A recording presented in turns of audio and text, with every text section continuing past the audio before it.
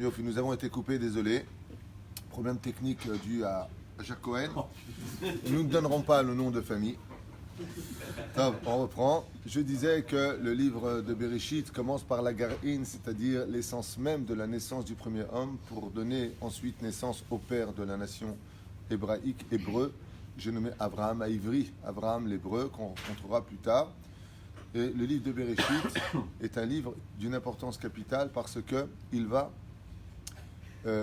s'arrêter très souvent à des détails très précis des Avot Agdoshim, Abraham, Yitzhak, Yaakov, puis Yosef, sur la conduite des Shevatim, Shifteya, des 12 tribus, pour que nous réalisions ce que la Torah attend de nous, c'est-à-dire que le Derech Eretz des Avot Agdoshim, le savoir-vivre, eh bien, précède la Torah. Ce qu'il y a de choquant, c'est qu'on sait que les Avot, c'est-à-dire Abraham, Yitzhak et Yaakov, ont pratiqué la Torah, et dans la Torah, on ne voit pratiquement pas une seule mitzvah accomplie de leur part, si ce n'est que Achnasat Orchim, par exemple.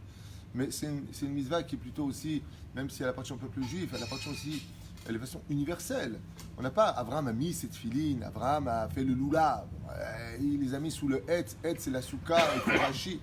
Pourquoi ? Pour nous faire comprendre qu'avant d'être celui qui recevra la Torah, il faut d'abord être un Israël. Un Israël, comme vous le savez, les lettres du mot Israël se composaient des initiales de Abraham, Yitzhak, Yaakov et Sarah, Rivka, Rachel, Léa. Si vous prenez les initiales des trois patriarches et des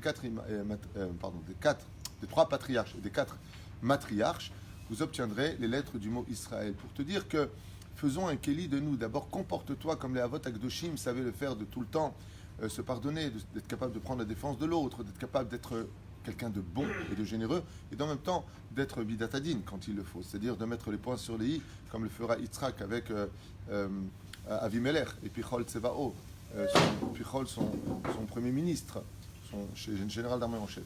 Donc on a beaucoup à apprendre de ce livre, et c'est pour cela que la Torah va, dès qu'il s'agit d'une histoire de la création passée à peu près 1200 ans, c'est la Parashat Bereshit, pour arriver enfin à Noach, 10 générations plus tard, et là on rentre dans les détails de chacune de leurs actions, de leurs pensées, de leurs propos.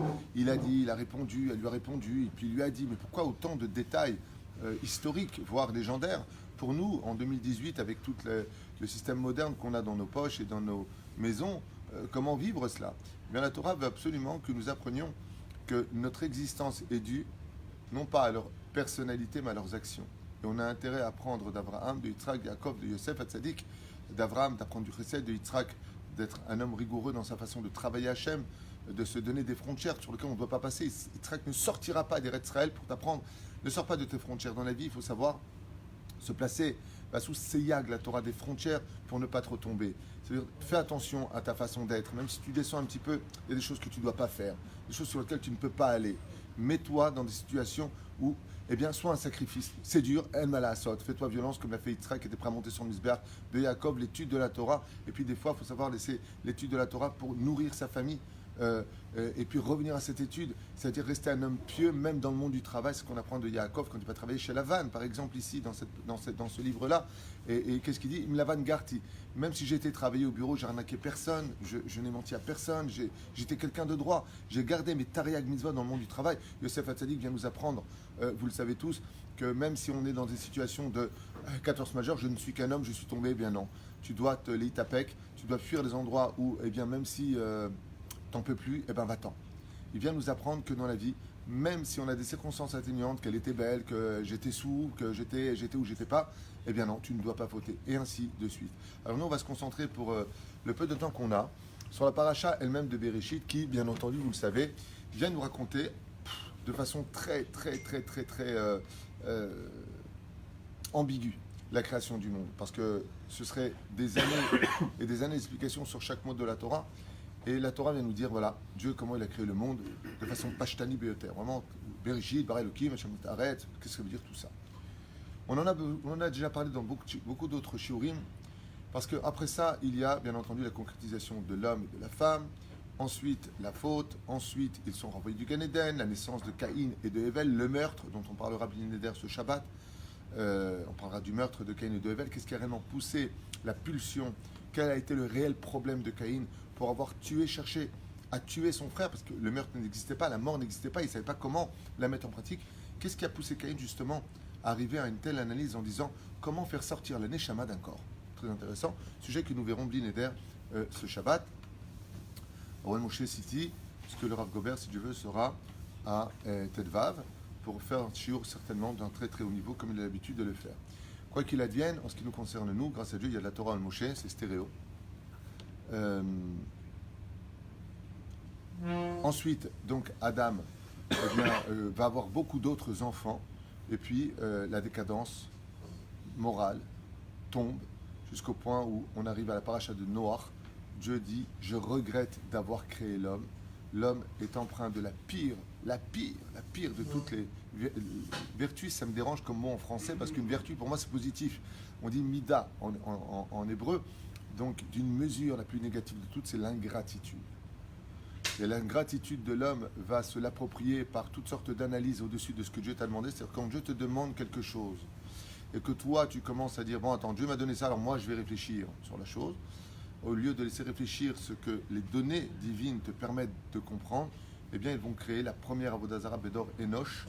La génération de Enoch va créer la première Avodah Zara disant bon bah écoute, Dieu est tellement grand, tellement grandiose, tellement magnificence absolue, omniprésence, omnipotence, tout ce que tu veux, que bien résultat, nous allons ne pas nous prendre pour des gens trop hauts, il faut être humble, on va travailler eh bien, ce que les créatures de Dieu, le soleil, la lune, on sait que Dieu existe, on va travailler le soleil, la lune, les étoiles, et puis ça va donner des religions détournées, dites idolâtres.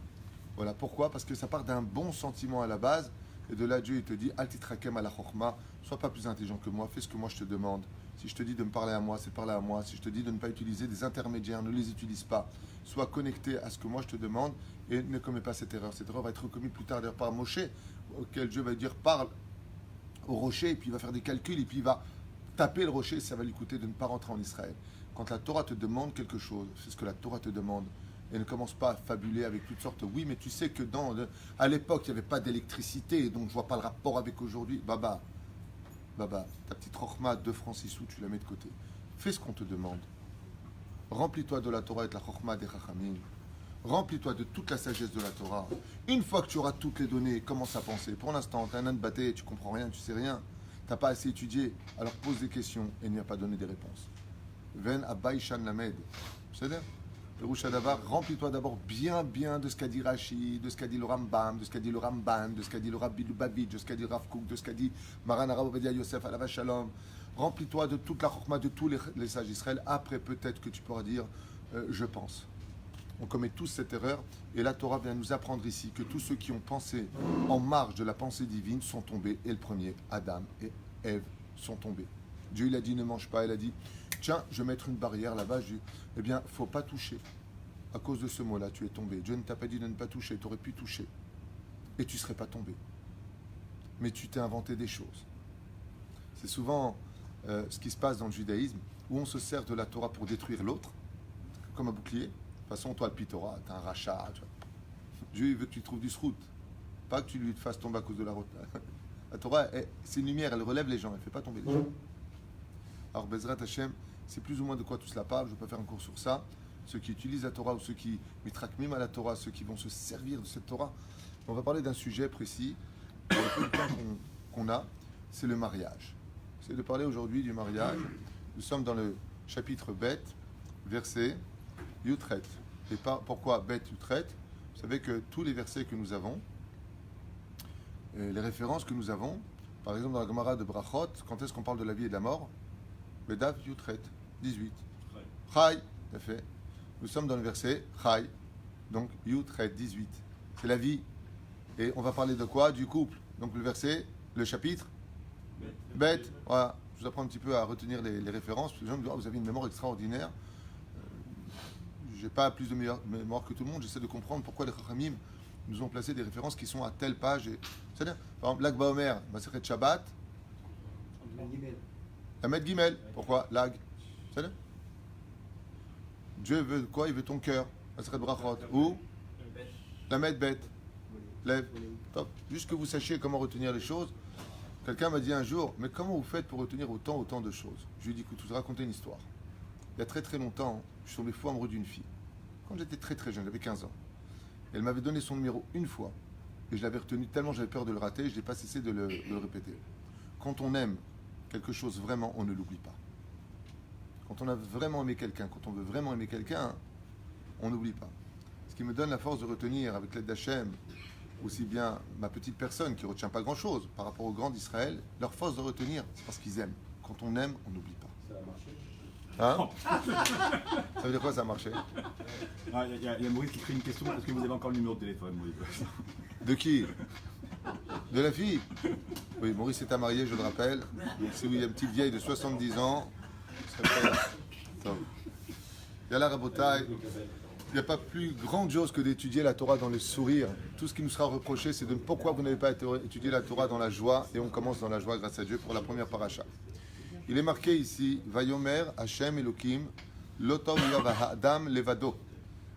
Et l'Éternel, Dieu, waouh, dit, Lotov, il n'est pas bon. Heyot Adam Levado, pour l'homme de vivre seul. Et Aeselo, Aezer Kenegdo. Et je lui ferai un Ezer, c'est-à-dire une aide, Kenegdo. Tout le monde connaît le pirouge de Rashi sur ce verset-là. Zacha, Ezer, Lo Zacha, Kenegdo. Pourquoi? Parce que nous avons dans la Gemara deux façons de trouver notre zivoug, ou par le mazal fixé par Dieu, Bat Ploni les Ben Ploni, la fille d'un tel pour le fils d'un tel, ou par l'action qu'un homme mettrait en pratique. Donc s'il a le mérite de par lui-même de faire beaucoup de bonnes choses, de tout faire, par exemple, celui qui veut se marier, qui fasse en sorte que les gens se marient, il les aide. Celui qui veut un enfant, qu'il emmène les enfants des autres au Talmud Torah, ou qui les aide à faire leurs devoirs. C'est par le feu qu'on bat le feu. C'est-à-dire, comment tu éteins un incendie de forêt? Eh bien, c'est très simple. Tu vas à quelques mètres devant, tu brûles de façon contrôlée une lisière de forêt, ça devient de la cendre, et la cendre éteint automatiquement le feu qui arrive sur lui. Ça n'avance plus. On bat le feu par le feu. La reine, ici, le Zohar HaKadosh va nous apprendre quelque chose qui devrait nous réveiller et qui dit L'otov eyot hadam levado, il n'est pas bon pour l'homme de vivre seul, l'homme ne doit pas vivre seul, donc on va lui faire une femme pour cela. De là, vous apprendrez pourquoi Dieu il dit L'otov eyot hadam levado, il n'est pas bon pour l'homme de vivre seul. Au Zohar de répondre tant qu'un homme n'est pas marié, il aura quelqu'un avec lui. Et ce quelqu'un qui est avec lui s'appelle Ezer Kenegdo. Il viendra lui faire croire qu'il est là pour l'aider, mais il luttera contre lui, et j'ai nommé le Satan. Tant qu'une personne n'est pas mariée, cette place libre qui accompagne sa vie s'appelle le Satan. Zera Levatala, le droit de s'opter en fin de compte, le fait de regarder d'autres filles parce que je cherche soi-disant ma femme, toutes sortes de prétextes qui vont mener l'homme à tomber. Ce qui fait que le jour où la femme prend sa place initiale sous la roupa, le Satan perd sa place. Mais tant qu'un homme tarde à se marier, le Satan a le droit d'être Ezer Kenegdo, il a le droit d'être pour lui une catastrophe, parce qu'il va se marier avec lui, il va le prendre. Et ce que vous entendez souvent, voilà, je me suis levé la nuit, j'ai une pollution nocturne. Mais faux ébat, j'ai rien fait. Tant que tu n'es pas marié, le Satan a le droit, dit le Zohar, de prendre cette place. La reine, c'est la première explication. La deuxième explication, c'est que la femme est là pour nous faire grandir et des fois aussi pour nous compléter nos tikkunim. Ça veut dire quoi nos tikkunim? Ce que tu ne devras pas souffrir par des souffrances parallèles, eh bien ta femme, si c'est une femme des fois même qui est élogieuse, va te faire passer par des épreuves qui en réalité sont Ezer. Parce que si on dit Ezer, aide, Kenegdo, contre lui, alors c'est pas de l'aide. Si tu es contre moi, c'est pas de l'aide. Eh bien, la meilleure des femmes, c'est pas, même si la Torah nous l'enseigne, la Torah orale, la halakha nous dit qu'une femme virtueuse, c'est une femme qui écoute son mari. C'est-à-dire, quitte à en déplaire aux femmes de 2018, une femme virtueuse, la Torah n'a pas changé, c'est celle qui fait plaisir à son mari, c'est celle qui va dans le sens de son mari. Okay? Qui fait sa volonté dans le tachlès des choses. Ken? Bien entendu, si le mari lui dit saute par la fenêtre, qu'elle habite au 10e étage ou même au premier, elle ne le fera pas. Mais on verra, on a plein d'exemples dans la Gemara, avec Baba Ben Bouta par exemple. Ouais? La Gemara là-bas nous raconte qu'une femme virtueuse écoutait vraiment son mari au doigt et à l'œil, comme on pourrait le dire, ce qui paraît choquant à nos oreilles. Et ne comprenant pas ce qu'elle lui demandait, il s'est énervé contre elle. Son mari lui a donné 2 mois de petits pois. Il lui a donné 2 petits pois et pas 2 cuillères de petits pois. Fais-moi 1 kilo de pommes de terre parce que tu comprends rien. Il lui a fait exactement 1 kilo de pommes de terre. Il est devenu fou. Il lui a dit prends la porte, prends tes bougies. Parce que les bougies appartiennent à la femme. Et prends la porte. Qu'est-ce qu'elle Bava en araméen, ça veut dire la porte. Qu'est-ce qu'elle a compris? Elle prend les bougies qui étaient remplies d'huile et va voir Bava. Bava, c'était Bava ben Bouta. C'était le maître d'Israël à l'époque du roi Yanaï. Et qu'est-ce qu'elle a fait? Elle est partie là-bas, elle lui a cassé sur la tête devant 4000 ou 5000 élèves. Et le rabbin lui a dit, mais pourquoi tu es venu me casser des bougies sur ma tête? Il lui a dit, je sais pas, mon mari m'a dit de le faire. Baba Ben Bouta, hein, il lui a dit, attends, tu es venu jusque dans la yeshiva, risquer ta vie devant plus de 4-5 000 élèves, me casser sur ma tête à moi de l'huile qui me coule maintenant sur le visage, m'interrompre dans mon étude parce que ton mari te l'a dit. Il lui a dit, oui, je suis désolé, mais mon mari me l'a dit. Qu'est-ce qu'a fait Baba Ben Bouta? Il s'est levé de son siège, il a dit, je jure devant l'Éternel que tu mettras au monde, pour ces 2 bougies, 2 fils, il y en a qui disent 1, il y en a qui disent 2, qui seront aussi grands que moi en Torah parce que tu as écouté la voix de ton mari. Waouh! C'est là le salaire d'une femme. Mais des fois, la femme vient compléter de l'autre côté, kenegdo, le sens contraire. Pourquoi? Eh bien, parce que la femme est investie d'une intelligence que nous n'avons pas. Et la femme est investie, et nous sommes investis, d'une intelligence que la femme n'a pas. Dans le domaine un peu ésotérique, ça s'appelle Chokhma et Bina. C'est-à-dire que la Chokhma, c'est la globalité de la sagesse. Je vois un problème avec globalité, je fonce. J'ai un copain, il me propose une super affaire, on est dans la voiture, ouais, c'est bon, allez, on signe. La femme, pas du tout. Comme ça, tu signes. Qui est l'avocat? C'est son avocat, il travaille pour lui. Renseigne-toi s'il a pas arnaqué son ancien copain. Elle rentre dans la définition de l'intelligence, dans la distinction de l'intelligence qu'on appelle la bina. Donc, il est impératif d'avoir la bracha de sa femme quand on veut réussir une affaire, parce que son épouse, c'est pas, elles appellent ça un 6e sens. Ah ben, c'est pas réellement un 6e sens. C'est le sens même de la femme. Elle a la bina, elle a un développement extraordinaire dans son intelligence de rentrer dans les détails, chose que nous on a l'habitude de pleurer parce qu'on n'est pas rentré dans les détails avant de signer, avant de faire les choses. Vous savez? La reine, ça s'appelle aussi Ezer Kenegdo. Maintenant, Ken, il existe une 3e dimension, je vais te répondre, du mot Ezer Kenegdo qu'on va développer maintenant tout de suite. Ken. qu'on a créé l'homme, c'est marqué Baram, Zachar ben Nekava bara otam. Ken. Alors comment ça se fait qu'après il lui fait une femme? C'est ce que je vais développer maintenant si vous ne m'avez pas interrompu. Maintenant, Ezer Kenegdo. C'est la 3e définition. Les versets ici, chers amis, écoutez bien, demandent réflexion. La Torah nous dit, la Gemara exactement, Kachez-vous gam chez l'Israël que Kiryat Yamsouf. Il est aussi difficile de réunir 2 âmes que de réunir la mer qui s'est ouverte en 2 et s'est refermée, la mer Rouge. Pourquoi? Rien n'est dur pour Dieu. Qu'est-ce qui se cache derrière cette explication? Qu'il est aussi difficile de réunir un couple que d'avoir ouvert la mer en 2 et de l'avoir refermée. Caché Zivugam chez l'Israël, Kiryat Yamsouf. Comme ça s'est passé pour Kiryat Yamsouf. Une explication, pour ne pas perdre de temps, parce qu'on a déjà fait plein de cours sur ça, c'est que la magnificence d'ouvrir quelque chose et de la refermer, ben, c'est pas très difficile. Imaginez maintenant que je prenne du sable et non pas de l'océan. Et qu'avec mes mains, je sépare ce sable. Et qu'ensuite, je réunisse ce sable. Est-ce que c'est dur ou pas dur? Pas dur. C'est pas dur du tout. C'est absolument pas dur.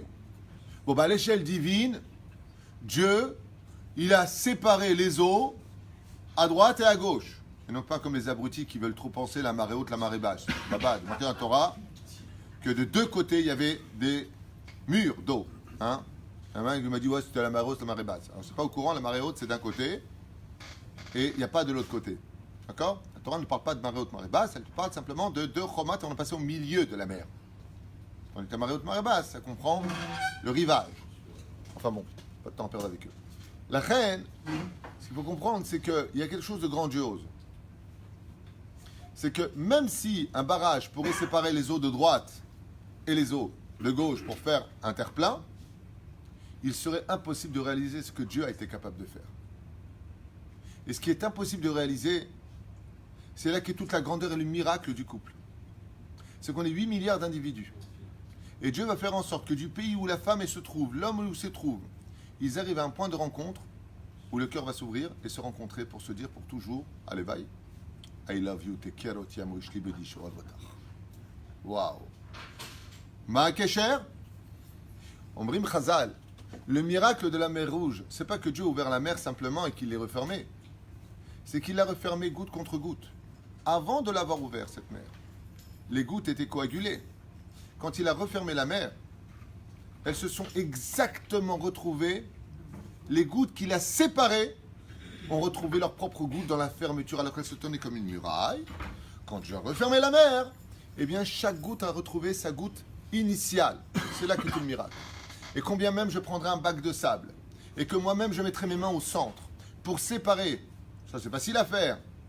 Si je le remettrais, ce serait impossible pour moi que chaque grain de sable retrouve exactement le grain de sable initial qui était à côté de lui avant que je ne sépare ce bac de sable. Hein? Ah, là, tu vas plus loin dans un sujet que je ne voulais pas développer, mais puisque tu poses la question, je vais répondre. Pourquoi, dans ce cas-là, on dit que c'est dur? Pour Dieu, rien n'est dur. Alors, la réponse est simple. Même pour Dieu, c'est dur. Waouh! Comment ose-t-il dire une chose pareille pour l'Éternel? Eh bien, la réponse est que c'est marqué ici. Vayomer Hashem Elohim. Elohim, c'est quel Mida? Mida Tadin.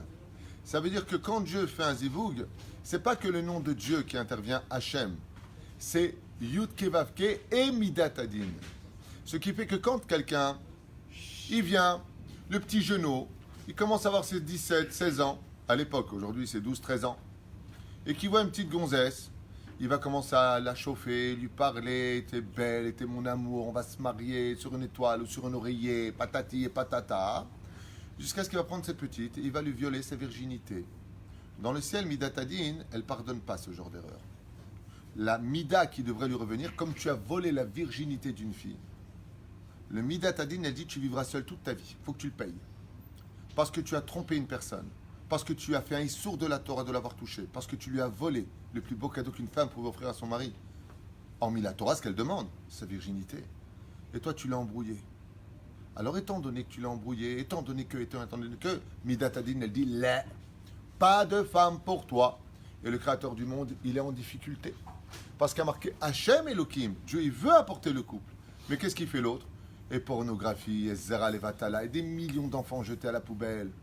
Tous ces enfants, ils se plaignent. Dès que le couple il doit venir, Ribono Shel Olam, comment tu peux lui apporter une femme à celui-là alors qu'il a tué ses propres enfants? Il n'a pas de pitié pour lui. Tu vas avoir de la pitié pour lui? Et le Créateur du monde, il dit, mince, arrêtez, t'es-nous, ose l'Elohim, donnez-moi de la force. Faites tes chouvas. Donnez-moi de la force, je suis en difficulté. Pas parce que Dieu ne peut pas faire les choses, mais parce que Hachem, il est Midatadine aussi. Ça veut dire qu'il est rigueur, il est juste. Il ne peut pas donner quelque chose à quelqu'un qui ne le mérite pas. Et la femme est certainement pour moi, de ce que j'ai étudié, de ce que je pense, le plus beau cadeau pour un homme. La femme est un cadeau, c'est ce qui va être reproché à Adam Arishon. Comment tu peux dire c'est la femme que tu m'as donnée? Je t'ai donné un cadeau, la femme est un cadeau pour un homme. On voit nos femmes, on devrait être heureux toute notre vie d'avoir une épouse. C'est un cadeau.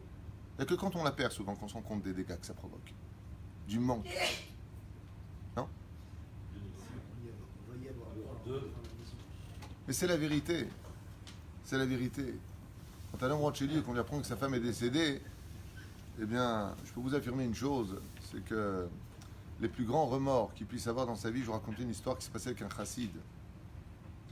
Il y a un chassid qui a perdu sa femme alors qu'il avait 100 ans. Il venait de fêter ses 100 ans et s'était marié à l'âge de 17 ans. Donc vous imaginez combien d'années de mariage il avait avec elle. À l'âge de 100 ans, il perd sa femme. Et après les 7 jours de deuil, le chassid était complètement perdu. Les élèves sont venus le voir, ils lui ont dit, Kvod Arav, Ata ben Mea Shana, Mimele, dans peu de temps, vous allez rejoindre votre femme. Vous avez vécu des années merveilleuses. À part cela, Kvod Arav, vous avez passé votre vie à la yeshiva. Vous avez même passé des mois entiers sans voir votre femme. Ça fait déjà des mois qu'elle est morte, et dès que vous parlez d'elle, vous pleurez. Pourquoi? Le Rav a répondu avec un sourire, il dit, je ne pleure pas la mort de ma femme. Ma femme est au Gan Eden, elle est heureuse. Alors les élèves lui disent, pourquoi vous pleurez? Et le chassid a répondu, je pleure les moments que le Satan nous a volés dans notre couple quand on s'est disputé. Quand je repense à tous ces moments où on est resté fâché 1 heure, 2 heures, une journée, 2 jours à ne pas se parler. Et qu'on aurait passé ce moment à s'aimer, à se partager, à être complice. C'est de ça dont je porte le deuil aujourd'hui. Le Satan a réussi à nous fâcher parce que 2 jours plus tard, ben c'est big bisous, on s'est pardonné. Donc à quoi ça sert ces 48 heures? Pourquoi on était fâché? À quoi ça a servi? Il a dit, quand je fais le calcul de toutes mes années, le nombre de fois où je lui ai mal répondu, ou peut-être j'ai commis des erreurs, où j'avais pas envie de parler, où elle m'avait demandé, je lui ai dit je suis fatigué. Aujourd'hui, c'est cette échouva que je pleure. Quel gâchis de constamment se fâcher pour en fin de compte se retrouver, se refaire l'amour. Quel gâchis. J'ai volé du temps de bonheur à une histoire de couple qui devrait me donner le sourire et de bons souvenirs. Alors je fais tchouva sur ça. Je ne pleure plus ma femme. Je pleure ma teshuva. C'est un petit peu ce que nous on doit ressentir. La femme est un cadeau. On doit être conscient de cela. En tout cas, Dieu il voit les choses comme ça. Quand tu dis je me marie, qu'est-ce qu'on répond? Mazal Tov. Quand tu achètes une voiture, qu'est-ce qu'on répond? Mazal Tov. Titradèche. Bon, dis pas à une femme Titradèche. Vous avez compris. Vayetzer Adam, donc Ezer Kenegdo, c'est d'être capable de réunir tout cela.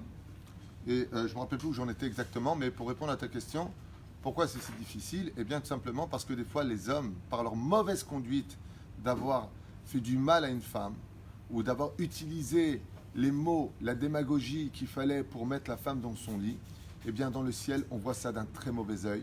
Et quand vient enfin l'heure du zivoug, Dieu, donc Elohim dit, ma pitom, tu ne mérites pas.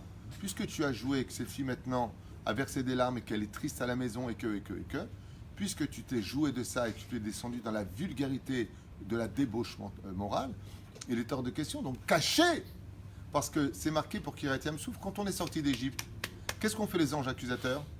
Ma pitom, Elou of Davodazara, Elou of Davodazara, voilà, ils font Vodazara, les Égyptiens, eux aussi font Vodazara, pourquoi tu le rouvres la mer? Et qu'est-ce qu'il a dit Hachem?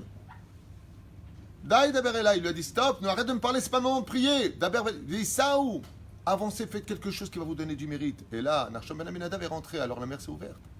Il dit donnez-moi de la force, je suis coincé. Il dit Hachem, pourquoi? Parce que les anges accusateurs, ils disent pourquoi tu vas leur ouvrir la mer? Ils continuent avec eux de la Vodazara et toi tu leur ouvres la mer, alors que tu n'es pas Elohim. Tu es juste un homme, tu es juste un Dieu de bonté, quoi, en fin de compte. Alors tu fais du bon allez, vous passez pas, quoi. En fin de compte, tu suis ton cœur, Dieu. Alors que tu as marqué dans ta Torah, tu suivras pas ni tes yeux ni ton cœur. Tu te rappelles Hachem, tu te rappelles de ça, oui? Donc Dieu il dit je suis en difficulté parce que la justice doit être accomplie. Je suis un Dieu de Hachem ou Elohim, de mère Hachem Elohim. Donc Dieu est dans la difficulté parce qu'il doit rester juste et en même temps nous trouver des solutions. Et les solutions sont chez nous. Ce qu'on dit tous les matins avant de dire Hachem Melech Hachem Malach, on dit Tenu Oz Elohim, donner de la force à Dieu. Tenu Oz l'Elohim, donner des arguments à la justice pour que les choses se fassent. Peut-être le comportement de la femme qui bloque le mariage. Aussi. C'est pareil. Oui. Vayomer Hachem. Alors je voudrais avancer comme dans le vif du sujet parce qu'on n'arrive pas encore à avancer. Et sur les Ezer Kenegdo, donc on va avancer dans le prochain verset. Vayetzer Elohim, Hachem Elohim min Adam, kol chayet hasadeh ve'et of hashamayim, vayave el Adam, lirot ma yikra lo. Alors, très curieux, c'est que la première des choses, c'est qu'avant d'avoir apporté la femme à Adam Arishon, le Zohar, comme Rachid rapporte sur place, nous dit que Adam a essayé tous les animaux. Bien entendu, si c'était physique, on n'aurait rien vu de tout ça. On parle de façon métaphorique. C'est-à-dire, on va à Adam Arishon avec un éléphant ou avec un singe. C'est-à-dire. Et il a dit, d'ailleurs Rachid le dit, il a vu que l'onardato, c'était pas ça, c'était pas ça, c'était pas ça. Ce verset-là est d'une importance capitale pour l'assimilation. Très souvent, les gens disent, je comprends pas une chose.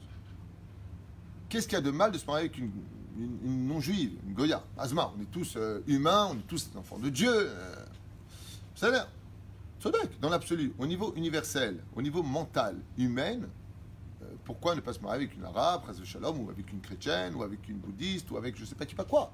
Allez, soyons lâches d'esprit, diraient certains, chacun, on fait ce qu'on veut, quoi. Je veux dire, chacun fait ce qui lui plaît. Réponse, elle est ici. Écoutez bien. Une explication que je vous ai encore jamais donnée, mais qui vaut le détour. Avant que l'homme trouve sa femme initiale, le Zohar nous dit qu'il a essayé toutes les créatures. Toutes les créatures. Velonar dato. Et Adam Arishon a dit, il y a un truc qui ne va pas. Il y a un truc qui ne va pas avec moi. Comprenez bien que, hormis l'ordonnance divine pour un juif de ne se marier qu'avec une juive ou une convertie juive, ouais, au judaïsme, il est strictement interdit pour nous, non seulement de nous marier avec des goyotes, mais aussi de nous marier avec une juive si elle n'a pas le droit d'être mariée avec nous. Comme par exemple, une juive, mamzeret. Une juive née d'une union interdite, elle ne peut pas se marier avec un juif. Elle peut se marier avec éventuellement un converti al pi halacha. Ou avec un mamzer. Ce n'est pas que, c'est pas du racisme. Nous, on est juifs, on vit en autarcie, vous les goyim, vous êtes aussi. Pas du tout. Tout comme un goy ne peut pas se marier avec un singe, ou avec son chien ou son chat, comme ça se passe aux États-Unis, ou en Allemagne, ou ailleurs, en Angleterre. Ce n'est pas matim. Ce n'est pas fait pour quoi?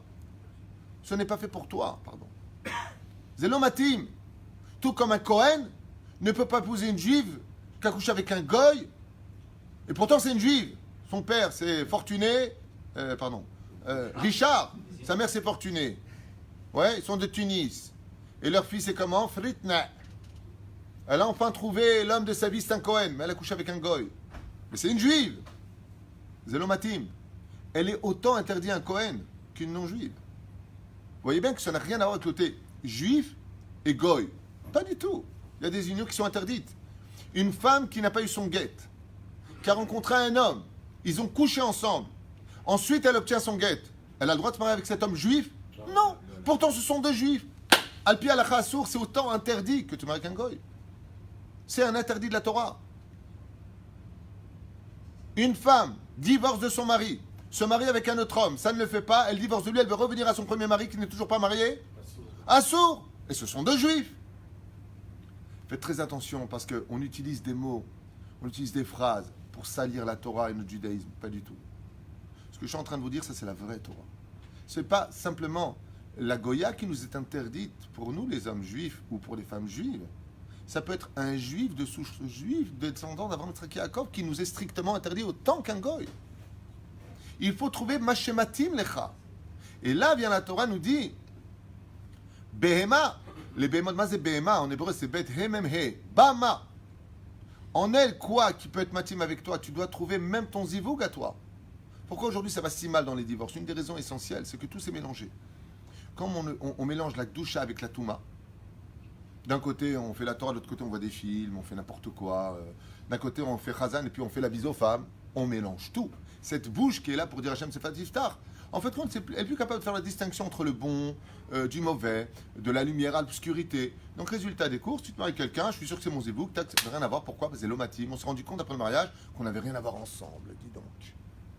Qu'est-ce qui provoque un tel désarroi aujourd'hui? La débilité humaine. On n'arrive plus du tout à faire la distinction. Et on nous prévient. Quelqu'un un jour, il m'a dit ah, tout ça, pas du tout dans mon couple, c'est la catastrophe, ça, ceci, ça, cela, vous savez pas ce que je subis, je comprends pas, je l'ai pas vu avant, mais je comprends pas, Dieu il fait les couples, c'est bien Mina Shamaim. Je lui ai dit, tu as oublié que tu parles avec moi? Elle me dit, pourquoi vous me dites ça? Je lui ai dit, parce qu'il y a 3 ans, quand tu es venu me voir avec lui, qu'est-ce que je t'ai dit? Oui, vous m'aviez prévenu, ne te marie pas. Et ça, c'était pas Mina Shamaim. Dieu il te dit, tiens, je vais te mettre quelqu'un qui va dire, ne le fais pas. Qu'est-ce qu'elle me sort la fille? J'ai envoyé la réponse à un autre rave, un grand rave, je ne vais pas donner son nom, il lui a dit pareil, pas pour vous. Alors vous avez deux raves. Deux raves qui vous disent ne te marie pas et tu t'es marié. Tu dis ça c'est Mina Shamaim? Non, Mina Shamaim c'était les deux raves qui nous disent Zelomatim et ta bêtise a fait ce que tu as fait. Alors maintenant, Dieu va s'en servir pour toi comme un tikkun. Puisque tu veux aller là où tu veux aller, Dieu va t'y emmener. Donc dans ta bêtise humaine, au lieu de le payer par une autre épreuve, tu vas le payer par ce que tu vis dans ton couple. Dieu, il surfe sur les bêtises de l'homme, il n'a pas de problème. Que là-bas, il y a dans ce sens ou dans l'autre sens, Hachem, il se débrouille très bien avec le bien ou le mal. Dieu arrive à bon terme, ou à bon port. Zéou. Mais la différence qu'il y a, c'est que quand Adam et Chava se sont retrouvés, enfin, regardez la réaction d'Adam Arishon dans la Torah. Alors, je lis, je traduis doucement, parce que chaque verset ici est vraiment très important et demande réflexion. Lirot ma'ikrélo. Donc, il a voulu voir ce qui allait se passer. Vechol asher ikralo, Adam nefesh chaya ou shemo. La première des choses qu'il a été capable de faire, c'est de lui donner un nom. Donner un nom à chaque animal. Être capable de donner un nom à un animal, c'est connaître l'animal. C'est d'ailleurs le Midrash qui nous apprend que les anges ont dit, mais si l'homme est une créature et que nous les anges, nous sommes des créatures, pourquoi il serait supérieur à nous? Dieu a dit, comment s'appelle le chat? Donc Dieu a présenté un chat aux anges, comment vous l'appelleriez? Ils ont répondu, je sais pas moi comment l'appeler. Et miaou. Et Dieu il a dit, pourquoi miaou? Il dit, parce qu'il dit miaou. Il dit, ah ouais, c'est pour ça que tu l'appelles chat. Adam, comment tu l'appelles? Il a dit Khatoul. Il a dit Yafé. Pourquoi Khatoul? Il dit parce que c'est un animal qui est mechatel, qui creuse, qui est pudique. Le khatel en hébreu veut dire celui qui creuse. C'est un animal quand il fait ses excréments, qu'il urine, il creuse, il se fait des toilettes, c'est sa particularité. C'est ce qui va définir son identité. C'est un Khatoul. Il représentait un chien, il a dit aux anges comment vous appelez cet animal? Ils ont dit pas. Adam, comment tu appellerais cet animal? Il a regardé, il lui a dit, son nom c'est Kélev. Les anges ont dit, pourquoi Kélev? Quel rapport? Il dit, parce qu'il est proche du cœur de l'homme. Il reste fidèle à l'homme. Kélev, comme le cœur. C'est pour ça qu'il s'appelle Kélev. Et ainsi de suite pour tous les animaux. Les anges disent, bon, c'est bon, t'as gagné Adam. Les hommes sont supérieurs aux anges parce qu'ils sont capables de donner des noms aux animaux. C'est vrai? Voici que le texte de la Torah va nous apprendre quelque chose de nouveau. Il dit, comme le dit Rashi, Lo nacha da'ato. Mazel lo nacha da'ato. Adam Arshon, il dit, ok, ils peuvent avoir des enfants, c'est juste une image des mammifères, patati patata, ok. Mais il y a quelque chose qui ne va pas avec moi. Et regardez la suite. Vaikra Adam shemot lechol abehemot, of hashamayim, lechol chat hasadeh, ou la Adam lo matza ezer kenegdo. Il n'a pas trouvé un ezer kenegdo. Le mot ezer kenegdo, il est bizarre, je vous le rappelle. Ezer Kenegdo, celui qu'on appelle dans le judaïsme, celui qui est vraiment là pour t'aider, c'est celui qui est là pour te faire grandir. Comme une chavruta. Quand tu étudies avec une chavruta, un compagnon d'études, tu dis quelque chose, il va te contredire. Il est là pour t'aider ou pour te contredire. S'il te contredit pour te construire, c'est la vraie aide. Dans la vie, pour s'aider, il faut être capable de recevoir de l'autre ce qu'il te manquait chez toi. Ce qui fait que regardez maintenant ce qui se passe. Il a mis l'homme dans une espèce de sommeil profond, tardema, coma. Il a pris une de ses côtes. Il y en a qui disent que Adam avait une queue derrière, et donc il aurait pris de cet endroit-là. Il y en a qui disent qu'il a pris d'une côte. Le Midrash nous dit pourquoi. Parce qu'étant donné que la femme a besoin de comprendre les choses, elle va être une femme qui va être très active en général dans le monde dans lequel elle va vivre. La femme vient de la matérialité, tandis que l'homme vient d'un deuxième degré de matérialité. La femme vient de la chair. C'est pour ça que les femmes, de façon générale, transpirent plus que les hommes, d'où les déodorants pour femmes, ils mettent la mytho, parce qu'elle vient de la chair. Et la chair transpire plus que la terre transpire. L'homme vient de la terre. L'homme, quand il sent le fauve, c'est sûr. Mais de façon générale, la femme vient de la chair. Donc, résultat, il a fermé la chair sur elle. Écoutez bien les mots, on va revenir dessus. Vaïven, donc le mot bina. Qu'est-ce que Dieu va introduire dans la femme? Un élément que l'homme n'a pas, la bina. Hashem Elokim et Tatsela, Asher lakach min Adam leisha. Vayeviela el Adam, et il l'a emporté chez l'homme. Il va rapporter chez l'homme quelque chose qui a été pris de l'homme. Oh. Donc avec qui un homme peut se marier? Qu'avec lui-même. Un homme qui veut réussir sa vie ne peut se marier qu'avec une personne qui est lui-même, mais Ezer Kenegdo. Waouh, qu'est-ce que ça veut dire comme phrase? Vous allez comprendre tout de suite. Il faut que la femme que j'épouse soit le complément de ce que j'ai été à l'origine de ma création. Et Zachar et Nekeba. J'ai été créé masculin-féminin, comme le texte le dit juste derrière. Ouais. Il va falloir que je retrouve, écoutez bien les mots en français, mon opposé complémentaire. Ezer Kenegdo. Opposé complémentaire. Ce qui fait qu'il faut que ma femme soit exactement tout ce que je ne suis pas pour compléter ce que moi je n'ai pas Et donc, si elle est ce que moi je ne suis pas et que moi je suis ce que elle n'est pas, ensemble nous faisons une entité parfaite. Donc, il faut justement que cette complémentarité puisse s'unir à moi. Ça s'appelle Ezer Kenegdo. Tu es mon opposé complémentaire. Tu me complémentes dans ce que je ne suis pas. Les pires des couples, ce sont ceux qui pensent pareil, qui adorent les mêmes couleurs, les mêmes films, les mêmes repas. C'est une vie, tu meurs d'ennui. D'ailleurs, la preuve en est, quand on se connaît par cœur, on finit même par s'éloigner de l'autre. Parce que le métro boulot dodo est insupportable. Et les femmes le disent. Surprends-moi, sois avenant, bouge. Toujours la même chose, toujours les mêmes mots, toujours les mêmes fauteuils, toujours les mêmes rengaines, toujours... Ouf, bouge. Prends-moi par la main, dis-moi, viens, on sort ce soir, viens, on fait ça. Prends des décisions, sois autre chose. J'ai besoin d'un Ezer Kenegdo, parce que j'ai été créé comme ça. Tu veux tuer une femme? Les mêmes phrases, les mêmes mots, les mêmes fauteuils. On ne peut plus. Sois quelqu'un qui soit capable de te renouveler, que la journée d'aujourd'hui, c'est pas comme la journée d'hier. Allez, papa, il va rentrer. Il va ouvrir la porte.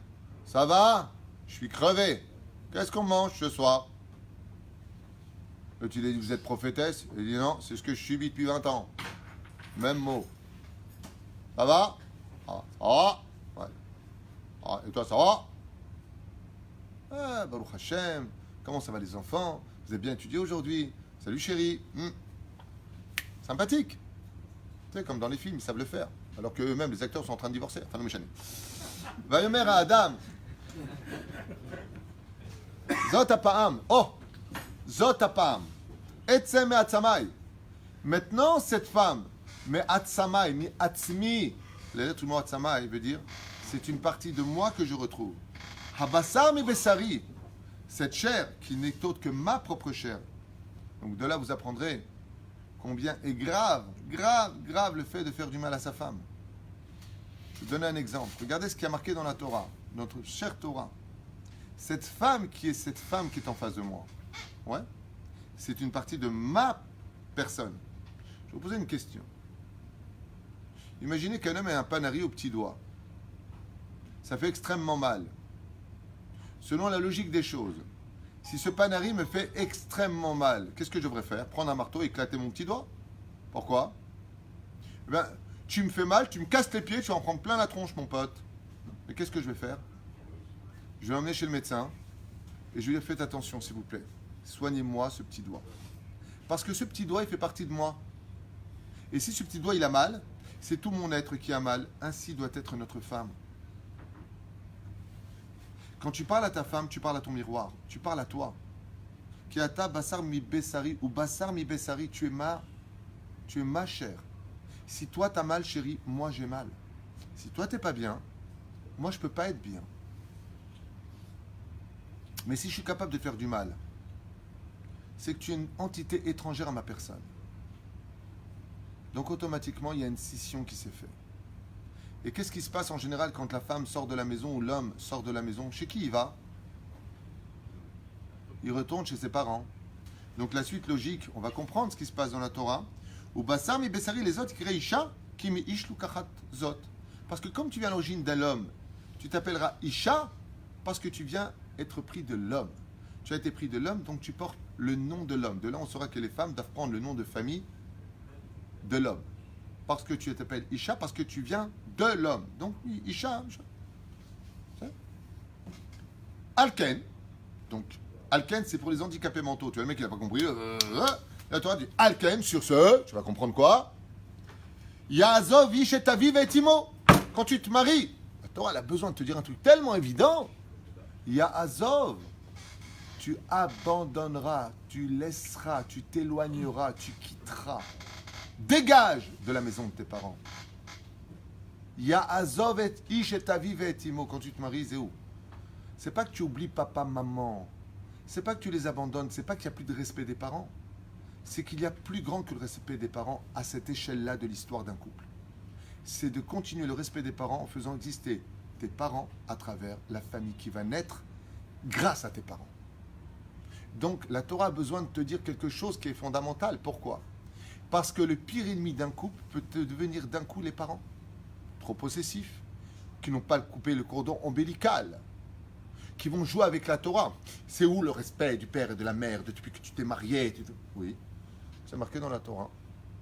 Je viendrai te voir selon les disponibilités parce qu'aujourd'hui, ma femme et mon mari passent avant la priorité des parents. Bien entendu, si les parents sont malades, s'il y a besoin, vadaï shekel. C'est barreau, mais ça c'est d'oraïta. Celui qui n'est pas content, il va au cotel avec un panto, comme ça, il dit pas content, pas content. Effectivement, même Dieu, Dieu. Pour faire un enfant, combien il faut, monsieur Zerbib?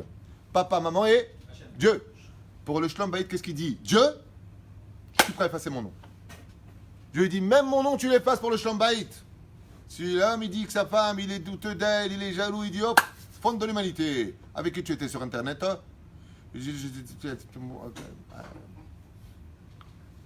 On va chez le Cohen. Il dit le Cohen. Le Mesota, il écrit Yud Kevavke, il écrit le nom de Dieu, il efface. Sourd. Il dit si, pour le Shlom Bayit, je suis prêt à le faire. Si Dieu il s'efface pour laisser vivre le couple, c'est pour enseigner aux parents. Dieu dit, moi je m'efface, toi tu t'effaces pas, quittez toi. Aïka, mon fils, t'es heureux. Ma fille, t'es heureuse. Ton bonheur, c'est mon bonheur. Vous vivez en paix. Les enfants sont bien. Allez, Anya Ararasi. Ne nous oubliez pas, c'est tout. Parce que tout votre bonheur, vous nous le devez aussi. On parle de parents normaux. Parents anormaux, il faut s'en éloigner, c'est évident. Les parents qui veulent faire divorcer les uns les autres, il faut faire chez la tracham. Il est évident que s'ils sont là pour détruire la vie du couple, ou comme dans cette génération, il y a beaucoup de gens qui ont des problèmes et des pathologies, ben alors psychiatriques, même pas psychologiques. Hein. Dans ce cas-là, il est du devoir du couple de s'éloigner pour ne pas manquer de respect. Habibi, Zéou Adkan, on a donné des chances et des chances et des chances et des chances. Chaque fois que vous venez, c'est pour monter les enfants contre les parents, ou toutes sortes de choses, les parents qui n'acceptent pas la teshuva de leur fille ou de leur fils. Le mec il a fait teshuva, bah, écoute, hein, c'est moi qui t'ai élevé, t'as pas à me dire ce que j'ai à faire, allez, je prends mon petit-fils. Maman, tu ne lui donnes pas une glace de lait non chameau. Et, je fais ce que je veux, c'est aussi mon petit-fils. Ces parents-là s'appellent, les grands-parents, c'est des Rechaim, des Oraita et des Rabbanan. Ils n'ont pas le droit de faire ça. Vous devez respecter. Pourquoi? Parce qu'il y a un klal général. Je voudrais vous l'apprendre à toute vitesse, c'est très connu. Pourquoi c'est marqué rien que l'homme il doit se coller à la femme et pas la femme se coller à l'homme? L'homme doit se coller à la femme. C'est la suite, c'est le sujet arrivé. Mais chaque fois que vous dites arrivé, j'ai pas entendu les deux réponses des autres. Mais je suis désolé, j'ai répondu. Tu pourras réécouter la vidéo. Non, j'ai pas entendu. Et qui j'ai pas entendu, c'est moi. C'est apparemment. Sécurité, veuillez le sortir. Non, j'ai parfaitement répondu à ta question. C'est même enregistré. Tu pourras revenir dessus. Tu verras que j'y réponds. Mais juste. Alkan Yazov Ish et Aviv et Timo, Vedabak Veishto, Veyu, les Bassar Echad. Donc, la Torah nous dit ici, sur ce, quand les parents, les grands-parents, donc les beaux-parents ou les grands-parents voient leur couple se marier, il y a quelque chose d'essentiel qu'il faut savoir. C'est que dans la vie d'un couple, quand ils se retrouvent, le centre, les acteurs, les projecteurs sont sur eux, depuis le mariage. Ces projecteurs ne les quittent pas jusqu'au jour où ils passeront sur les shulaim, c'est-à-dire en deuxième plan. Dès qu'un enfant naît dans ce couple, le projecteur maintenant vient frapper la nouvelle naissance dans une splendeur et un mazel tov hors du commun. Ça veut dire que les parents eux-mêmes acceptent de se mettre de côté. Je m'explique. Quand on est marié et qu'on n'a pas d'enfant, on est prêt à acheter une voiture de place, c'est pas de problème. Mais dès qu'on a des enfants, on oublie cette notion. On prend une voiture avec beaucoup plus de sécurité. On a peur pour les enfants. Quand on prend une maison, on regarde d'abord s'il y a un gain à côté. Si, d'un coup, ce sont nos enfants qui deviennent le centre. Donc, si les parents deviennent les à côté du principal, maintenant qui sont les enfants, qui sont les grands-parents? Les à côté des à côté. C'est une logique mathématique incroyable. Le drame dans les couples, c'est que très souvent, les grands-parents ou les beaux-parents veulent devenir la place principale et se serviront de la Torah du respect des parents pour justement s'imposer en tant que. Bien entendu, la vie idéale, ce serait que tout le monde soit là le Shabbat. Papy, c'est merveilleux d'avoir l'enfant qui a son père, son grand-père des deux côtés. Allez, va et qu'on arrive à ça. Mais comme on est dans une génération où il y a beaucoup d'anomalies, on ne va pas rentrer dans les détails, il y a des haines, il y a même des couples bizarres. Il y a la femme, des fois, qui met son mari entre le marteau et l'enclume. entre le marteau et l'enclume. C'est ou moi ou tes parents. Mes parents, c'est mes parents, toi, c'est toi, et moi, c'est moi. Quel rapport? Chacun a sa place. Tu ne peux pas retirer le père et la mère de leur place. Sauf, bien entendu, je le répète encore une dernière fois avec vous, dans le cas échéant où les parents sont des destructeurs du couple, qu'ils se mêlent ou qu'ils, ça veut dire que au niveau de la Torah, au niveau de l'éducation, tu n'as pas à te mêler. Il y a des parents, ils ne sont pas morts. Quand par exemple le père, il dit à son fils, non, non, maintenant tu vas dormir, et que le grand-père, donc le père, le beau-père, il vient et dit, ah non, mais pas du tout, hein, pas du tout, viens à côté de papy. Ce que vient de faire le papy, c'est un péché. Tu viens de retirer d'abord l'autorité du père. Tu te mêles de ce qui ne te regarde pas. Normalement, c'était un papy normal, comme moi avec ma petite fille par exemple, ou même avec Michael, ou autre chose. Quand je viens faire quelque chose avec mes petits-enfants, je demande l'autorisation aux parents. Je demande à ma femme, j'appelle la maman, je lui dis, tu me permets de... C'est pas mon enfant. Je ne suis pas le père. Je suis le grand-père. Je prends ma petite noix dans les mains, ma petite fille, Dor Aliana, je demande à mon fils. Elle est en train de dormir, je lui dis, tu me permets de la prendre? Et la mère m'a répondu, Archav Yeshena, elle vient de s'endormir. Je lui dis, tu as raison, excuse-moi, je n'avais pas vu, je viens d'arriver. Le respect. C'est pas, je me soumets. Ouais, mais j'ai payé, mais je comprends pas, le berceau dans lequel il est. Mais que cher, t'as fait des cadeaux, alors quoi? Parce que tu fais un cadeau, tu vas nous pourrir la vie? Reprends ton cadeau, va mourir avec. C'est en train de nous saouler. Mazach Tuyotel. Ça s'appelle, vous savez comment ça s'appelle ça? C'est même pas la Torah, c'est du savoir-vivre. Tu vois, moi je viens prendre, imaginez que mon fils devienne demain Lubavitch. Imaginons, ça donne. Et que maintenant, il mange la Ashgacha Lubavitch. Maintenant, je prends mon petit-fils. Il dit, papa, on mange que la Ashgacha Lubavitch. Je ne sais pas, lui, attends, Marfout, c'est aussi cachère que Lubavitch. Ça va, on va pas.